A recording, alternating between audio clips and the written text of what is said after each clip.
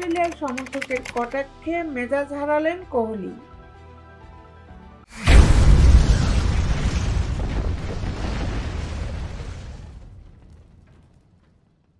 Australian opener শ্যাম কনস্টান্সকে কাঁধ দিয়ে ধাক্কা মেরে জরিমানা দিতে হয়েছিল বিরাট কোহলিকে। ডিমেরিট পয়েন্টও পেয়েছেন তিনি। ভারতীয় দলের সাবেক অধিনায়ক সেসব শাস্তি পেয়েছেন আইনের কাঠগড়ায় অপরাধী প্রমাণিত হওয়ার কারণে। তবে 19 বছরের কনস্টান্সের সঙ্গে উগ্র আচরণ করে অস্ট্রেলিয়ার সমর্থকদের মনে যে ক্ষোভ তৈরি করেছেন কোহলি, সে শাস্তি ভোগ করা তো এখনো বাকি। কিভাবে কোহলিকে সেই শাস্তি দেওয়া যায়, উপায় হিসাবে কটাক্ষকে বেছে নিয়েছেন অস্ট্রেলিয়ার সমর্থকেরা।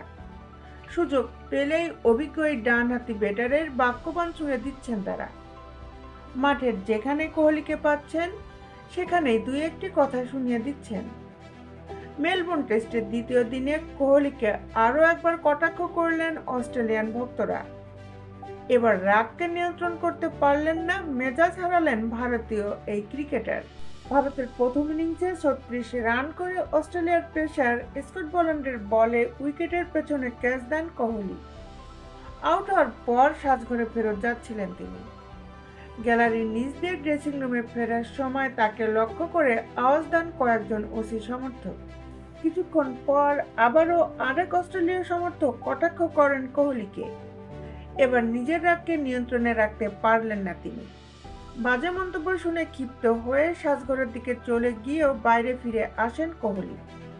ওই সমর্থকের দিকে তাকিয়ে তাকেও পাল্টা কিছু বলতে দেখা যায়। কোহলি যখন আউট হন তখন দিনের খেলা প্রায় শেষ দিকে। এ সময় উইকেট ধরে রাখাটাই প্রয়োজন ছিল ভারতের। তার আগে ভুল বোঝাবুঝিতে যশস্বী জয়সওয়ালের রান আউট হওয়ার কারণে কোহলির উপর বাড়তি চাপও ছিল। কিন্তু টিকে থাকতে না পারার মাঠ থেকেই মেজাজ খারাপ ছিল কোহলির। অস্ট্রেলিয়ান ভক্তরা সেই রাগের আগুনে আরও ঘি ঢাললেন।